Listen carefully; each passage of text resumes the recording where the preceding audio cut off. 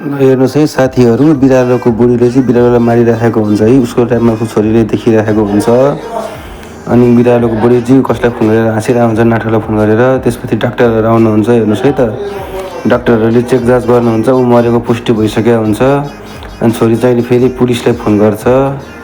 पुलिसहरू आइसक्यो, हेर्नुहोस् है त, पुलिसहरू आइरहेको हुन्छन्। पुलिसलाई छोरीले बयान दिन्छ, यसै मेरो मम्मीले बुवालाई मार्नुभयो भनेर। उसको मम्मीले सबै कुरो थाहा पाइसकेको हुन्छ बाहिरबाट। छोरीले पुरै पुलिसले भनिरहेको हुन्छ। त्यसको पछि उसको मम्मीले सुनको, हेर्नुहोस् है त, सोना देखाएर उसको पुलिसले पनि मक्क बनाइसक्छ। पुलिसले उल्टै उसको छोरीलाई गाडीमा भ्यानमा लिएर जान्छ र घिसार्दै लिएर जान्छ। त्यसपछि लगेर खोलामा फ्यालिदिन्छ, हेर्नुहोस् है त।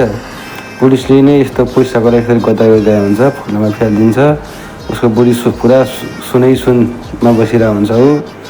त्यसपछि उसलाई खाना खोज्दाखेरि जल रानीले